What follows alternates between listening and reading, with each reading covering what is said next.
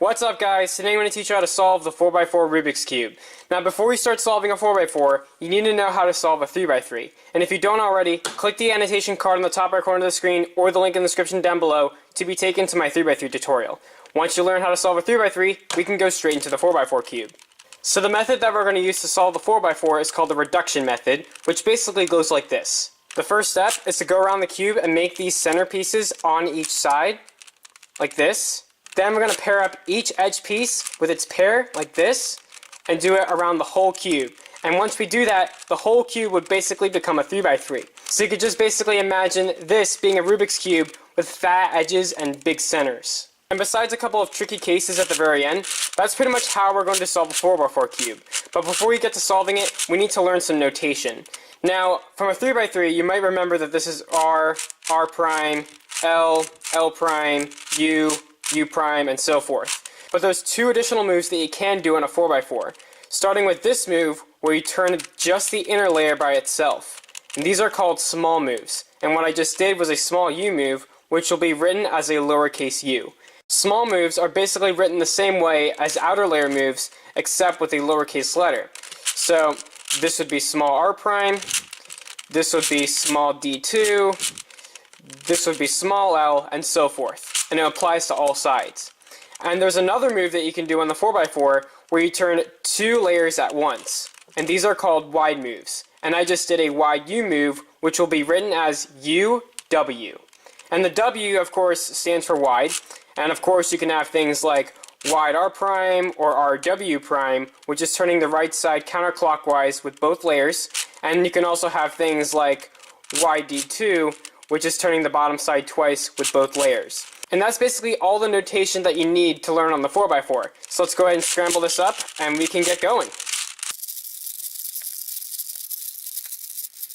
And that looks pretty good. So the first step is to solve the centers on each side. And unlike the 3x3, on the 4x4, there is no particular center that defines which color each side has to be. So with that said, we have to build each center.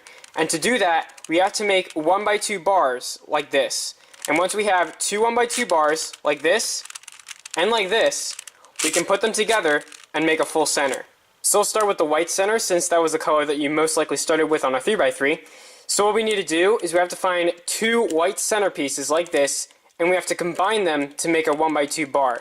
Now in this case, we can't just simply do that, because if we do that, you see the pieces won't join properly. So in this case, what we have to do is we have to line up the two centers so that when we bring this centerpiece down to here, you see it makes the bar. And there's our first 1x2 bar. Now we need to make the other bar. So let's find two white centers. Here's one, and here's the other. Now in this case, both white centers are on the same layer right here, so you can't easily pair them up. So what we have to do is you have to put one of the centers on the opposite layer. That way, when we bring this centerpiece down, you see it makes the second bar. But notice as we did that, we also break up our other bar.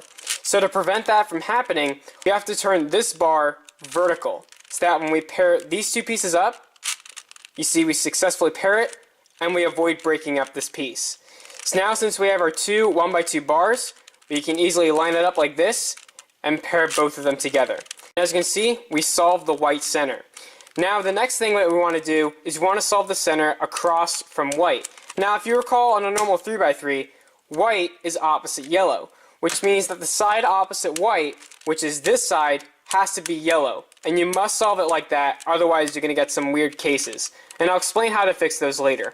So to avoid messing up the white center, we're going to put it on the left side. So that when we turn these layers, which is what we're going to use to pair up the bars, you see we won't be able to mess up the white center. We just have to avoid making turns like this or this.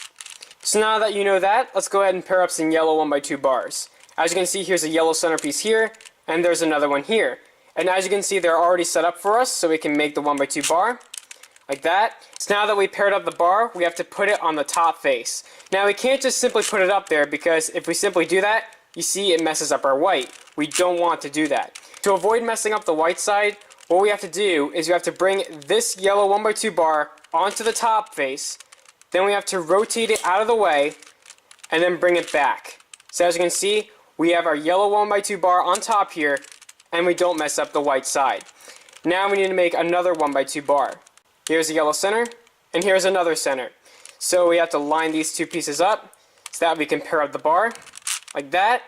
Now here's our second 1x2 bar that we can pair up with this other 1x2 bar. Now, we can't just simply pair it up like this, because if we were to do that, we would solve the yellow center, but it also messes up our white. And if we were to put this bar in the same way that we did with this bar, when we bring it up, get it out of the way, and bring it back down, you see it also takes out this 1x2 bar that we just put in. Which means that we have to use a different strategy this time. What we have to do is we have to line up the 1x2 bars so that they're on the same layer, like this. And when we bring this 1x2 bar up, we replace it with this 1x2 bar, like this. Then we bring this 1x2 bar out of the way, and once we bring the white side back down, you see we solve the yellow, and we also protect the white. Now if you get a case like this, where you have one yellow center in the middle layer, and no other yellow centers to pair it up with, that means that this center is either on the top, like here. As you can see, I have a 1x2 bar, and here's the other yellow centerpiece. So what we have to do is we have to put one of these two centerpieces into the middle layer. So we can either treat this as a 1x2 bar, or this as a 1x2 bar. Before we bring down any of these two centerpieces, you need to check to make sure that the other centerpiece is not within its path. And this is good, so we can bring it down to the middle layer, and once we do that, we can bring it out of the way, and bring the whites back. So now as you can see, we still preserve our white, and we have our second centerpiece in the middle layer. So we can easily pair up the two centerpieces, like this. And there's our second 1x2 bar. And now we can easily pair up these two pieces like we would normally. Like that, and we solved the yellow and white centerpieces. Now that we have the white and yellow center solved, we now have to solve these final four centers. What you want to do is you want to put the yellow and white centerpieces on the right and left sides. So when you turn these sides right here, you won't mess up the white or yellow centers. And you just have to avoid making turns like this, otherwise you will mess up the centers. So the first thing you want to do is pick any of the four colors you want to start with. I'm going to pick blue. And it doesn't matter where you put the blue center in any of these four spots, but when you get to the next color, it does matter. So here's a blue centerpiece, here's a few over here, and here's another one over here. I should mention this too, but solving the blue center is exactly the same as you would for the white center, except it's a lot easier because all the centers will be in this ring. So here are two centers that I can use to pair a 1x2 bar, so I'll line them up like this and pair them up. So here's a 1x2 bar already made, and just so I won't mess this up, we're going to turn it vertical like this.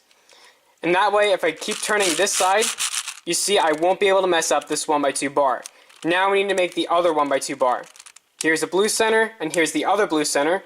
So we can line up these two blue centers like this, so that when we pair them up, they're together. Now that we have the second 1x2 bar, we can also pair it up with this other 1x2 bar, just like we would with the white center, like that. And we have solved the blue center. And now that we solved the blue center, we need to solve the center that's right next to it. And from a regular 3x3, if I look at the white side and put blue on top, red is on the right. And if we do the same thing on the 4x4, when I look at the white side with blue on top, red should go here. So this is going to be the red side. So here we have a red center already. So what we can do is we can use this to pair it with a 1x2 bar. And here's another center that we can use to do it. Now I can't just simply pair up these two pieces, because if I do that, we would mess up the blue center. So instead, we have to pair up these two centers like this. Then we turn this out of the way, like that. So now this is vertical, and we bring this side back.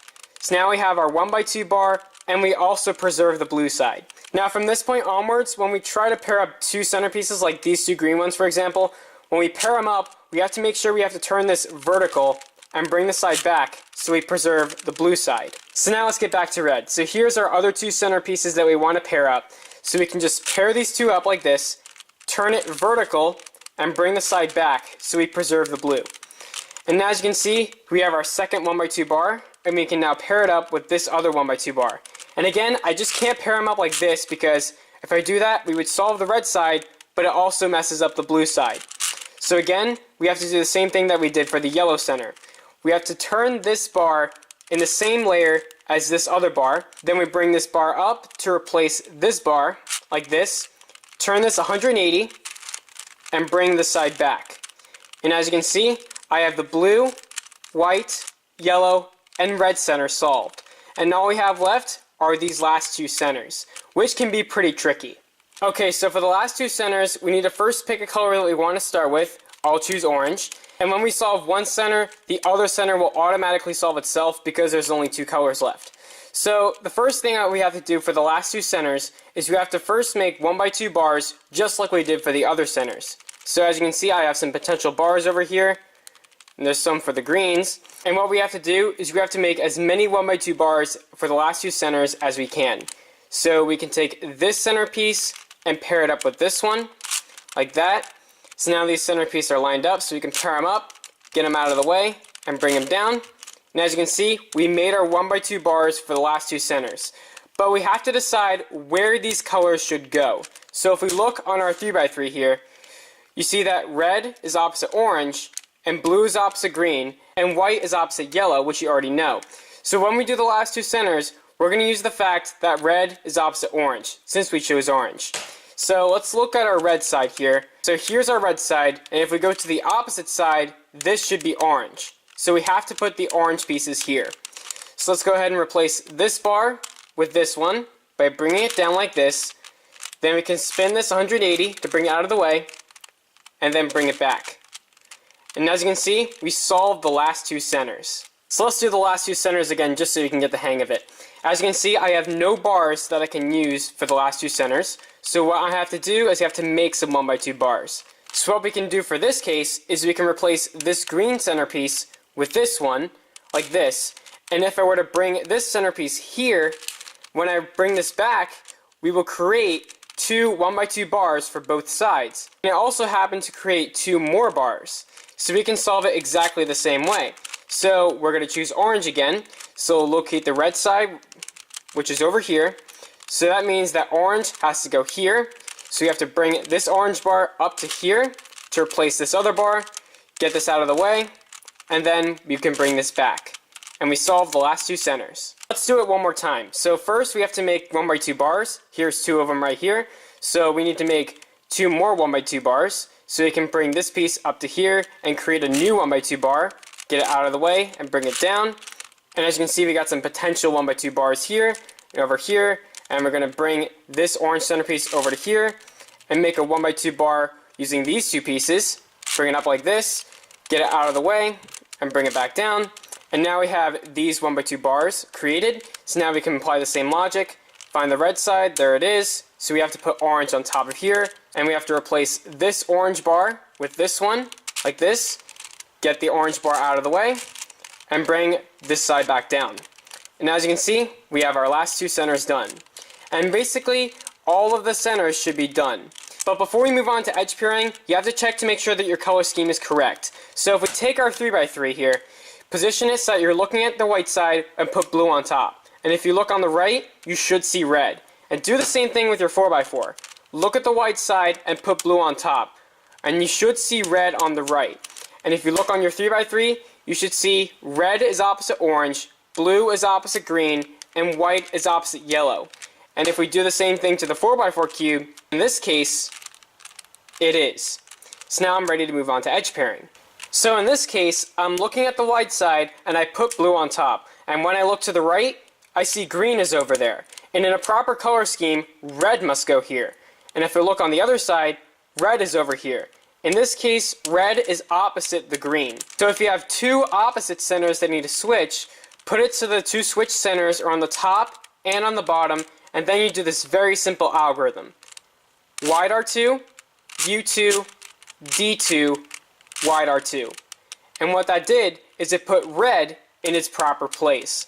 And if you were already in the 3x3 solve by then with those swap centers, by doing this algorithm, you will also protect your edges. So that way you don't have to do edge pairing all over again.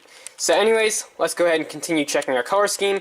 So when I check which color is opposite red, I see green is opposite red. And in a proper color scheme, green is opposite blue. So that means we have to swap green with orange. So that way green will be opposite blue, and orange will be opposite red. So what you have to do to swap two adjacent centers is you have to put the two swap centers on the top and in front, and then you do this other easy algorithm.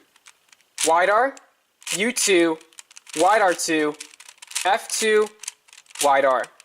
And as you can see, we have swapped these two centers. And if we check our color scheme, you can see our color scheme is now correct. So now we are done with step 1. Now the second step is edge pairing, where we pair each little edge piece like this one with its pair. So these two pieces together would be considered an edge pair. Now the biggest thing of edge pairing is that if you do any outer layer moves, and if you keep turning outer layers, not doing any wide moves at all, and if you just keep turning, and you keep turning, you see you won't be able to mess up any of the center pieces. And it's the same thing on the 3x3. When you turn any side on the 3x3, you see you won't be able to mess up any of these center pieces. And since we're mainly going to use the outer layers to set up each edge pair, we can use this to our advantage and not mess up the centers for when we pair up each edge.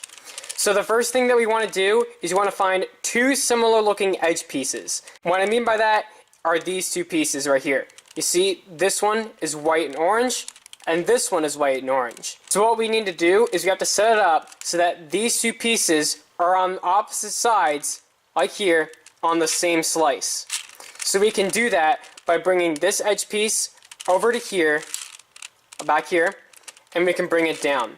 And now these two pieces are on opposite sides and they're on the same slice. But we also have to make it so that they're on opposite layers. But right now it's not the case. They're on the same layer. So what we have to do is we have to pick one of the two edges, like this one, and then just do a double turn to move it to the back. And as you can see, they're still on the same slice, but they're on opposite layers. And now what we can do now is we can easily pair them up together. And as you can see, we made our first edge. But notice it also messed up our center pieces. So to prevent the centers from getting messed up even more, what we have to do is we have to make sure that there's an unmatched pair on the top. In this case, there's a few on top of here, so we can easily go ahead and pair up these two pieces. So once we pair it up, we have to replace this newly solved pair with an unsolved pair on the top. So we can easily use this pair to replace it with this one. So we can bring the solved pair to the top like this, and now we can replace this solved pair with this unsolved pair by bringing it to its spot, like this, and then we can bring this side back down. And as you can see, our newly solved pair is on top, and we replaced it with this unsolved pair. And now that the edge piece is replaced, we can go ahead and restore our centers. And as you can see, all the centers are still intact, and we have our first edge pair finished. Now what we need to do is we have to find another edge pair to work on. So I see this white and blue edge, and this other white and blue edge. And as you can see, they're already on the same slice, but they're on the same layer. So we have to do the same thing like before. We have to pick one of the two edges, it doesn't matter which, we're going to pick this one, and do a double turn to bring it to the back. And now they're on opposite layers, so we can pair them up like this, bring this pair up to the top, replace it with an unsolved pair like this, bring the unsolved pair down, and reset the centers. And as you can see, here's our second edge pair done. Now we need to do another pair. So let's see. Here's a white and red edge piece, and here's the other white and red edge piece. As you can see, they're all on the same slice, so we'll bring them together to flip this one over. And if we were to put these on the same slice, this is some other case that you can get, which is pretty much easier than the other case. You just pair these two pieces together like this. Then we bring this pair up to the top, replace this pair with the unsolved pair, bring the unsolved pair back down, and then reset the centers. And as you can see, here's our third edge pair done, and you just keep on doing that. As you can see, I have a green-red edge piece here, and another green and red edge piece here. In this case, it's already set up so we can pair up the edge piece. So let's go ahead and do that. So let's pair up the two pieces, bring this pair up to the top, replace this with the unsolved pair, like this, bring the unsolved pair down, and reset the centers. And now, we have solved this fourth edge pair, and you just keep on doing that until you have a few left. So in this case, I have an edge pair that's already set up and ready for me to pair. But as you can see, if I pair up the pieces, you notice that it will also disturb this edge pair. But don't worry about it, just pretend that it didn't break up, and I'll explain why later. So let's go ahead and pair up these two pieces, bring this piece up to the top, replace the newly solved pair with the unsolved pair, bring the unsolved pair down, And when you reset the centers, you see this edge pair goes back to normal. So when you see any solved pairs in the slicing area, don't worry about them. They will always go back to normal when you slice the centers back. So anyways, let's get back to edge pairing. Here's a red and blue edge, and here's the other red and blue edge. So we have to put these two edges on the same slice. So let's go ahead and do that now. Now as you can see, they're on opposite layers, so we can go ahead and pair up the edge piece. So let's pair up these two pieces. Bring the solved pair to the top, replace it with the unsolved pair, bring the unsolved pair down, and reset the centers. And here's our other solved edge, and you just keep on doing that. So here's a blue-orange edge, and here's the other blue and orange edge. And as you can see, they're on the same slice, and they're already in opposite layers. So we can go ahead and pair up these two pieces like normally. But as you can see, there's only one unsolved pair left on the top. So when you slice in, you bring this solved pair to the top, you want to make sure that you don't bring out the unsolved pair, since it's the only one left on the top. So when you bring this solved pair to the top, you want to make sure that it brings out another solved pair.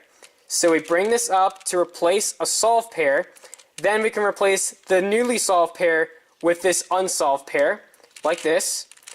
Then we can bring the unsolved pair down, and then reset the centers. And now we have solved this edge pair, and you just keep on making edge pairs until you have a few left. As you can see, I have this orange-green edge, and this other orange-green edge. And as you can see, they're already on the same slice, but they're on the same layer. So what we have to do is we have to double turn one of these edges to the back to get them on opposite layers. Remember, ignore the solved piece. So now we set up these two pieces to be paired with each other, but if you look on the top, you will notice that there are no more unsolved pieces that are left on the top. What we have to do in this case is carefully flip the cube over and look for unsolved pieces on that side. As you can see, here's an unsolved piece over here. So we can easily pair up these two pieces, like this. And now we have to flip this edge pair up to replace one of these two solved pairs. Then we can replace this solved pair with the unsolved pair, like this. So now this is the unsolved pair. Bring the unsolved pair down and reset the centers. Now that we have solved this edge pair, we're down to only 3 edges left. So let's see.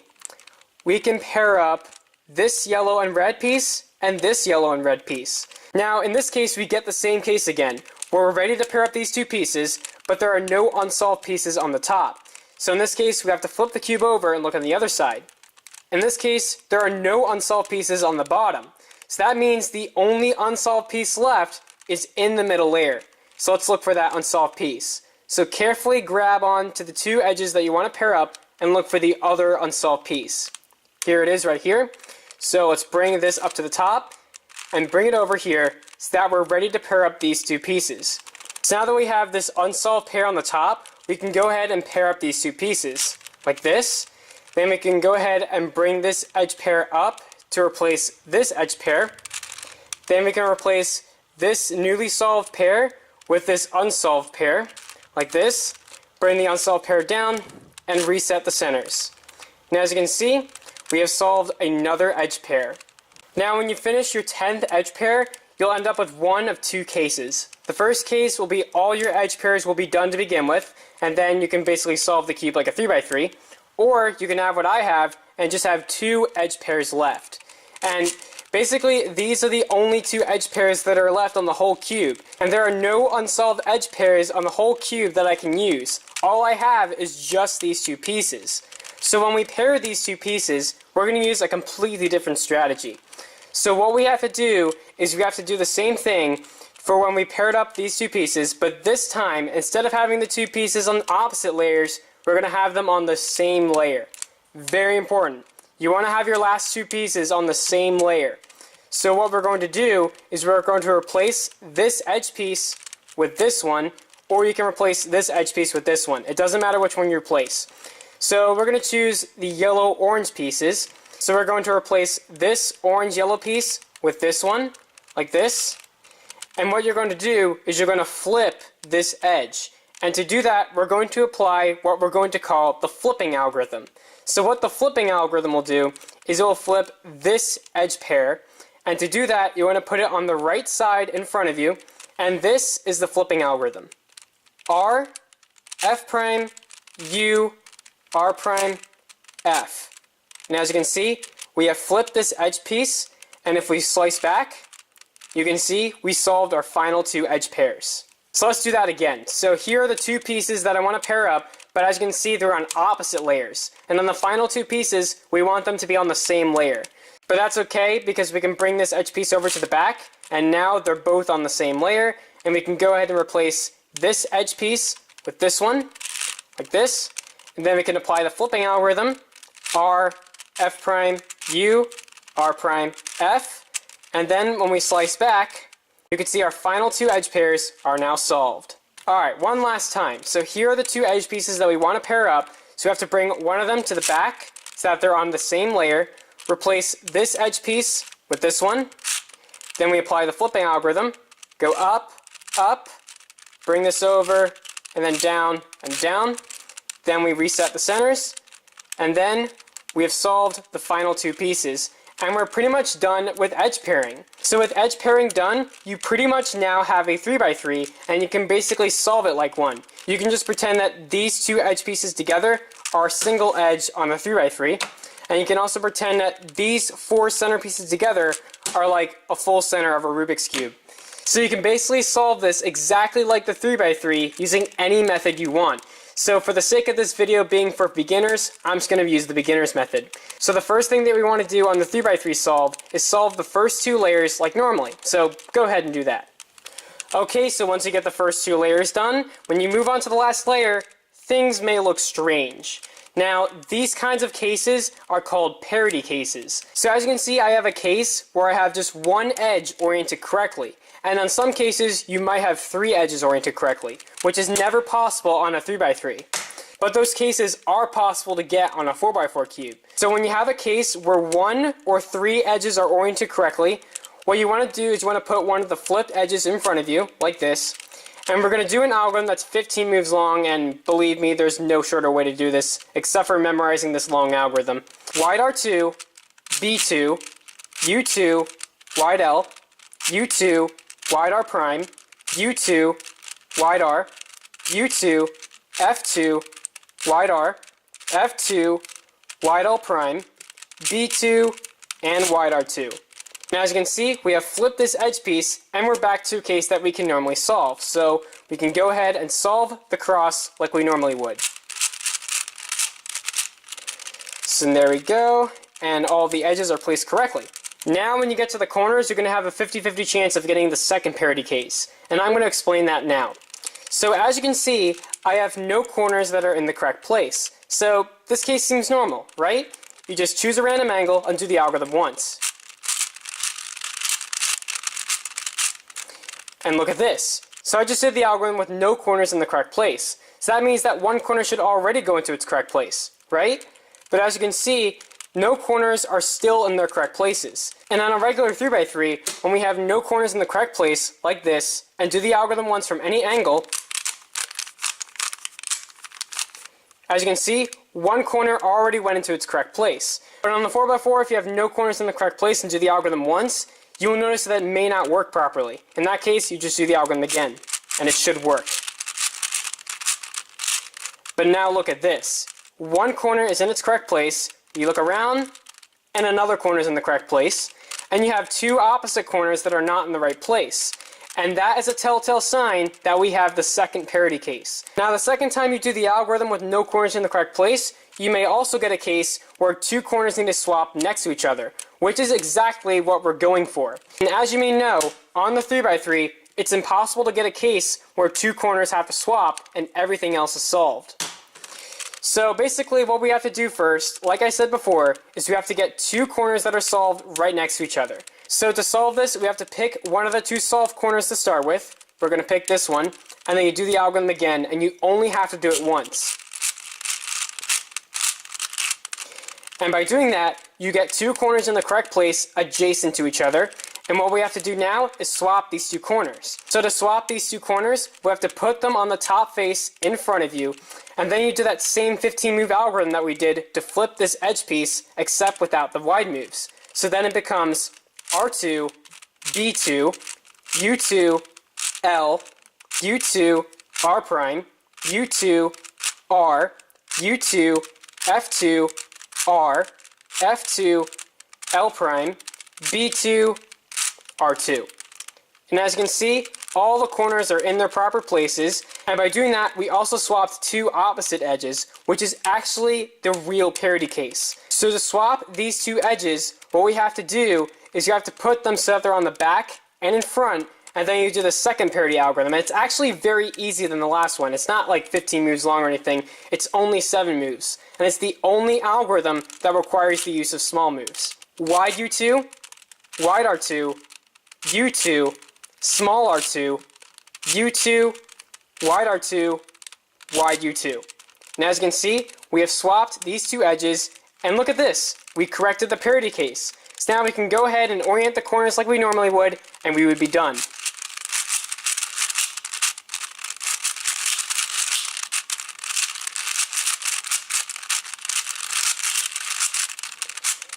And as you can see, we have solved the 4x4 Rubik's Cube. So congratulations to those who solved the 4x4 cube. If you want to go up even higher, I recommend trying out the 5x5. I'll be sure to make another tutorial as soon as possible. So anyways guys, thank you all for watching this video. If you enjoyed it, give it a thumbs up and please share with your friends and family. And if you haven't, subscribe and click the notification bell so you don't miss an upload from me. Until next time, toodles!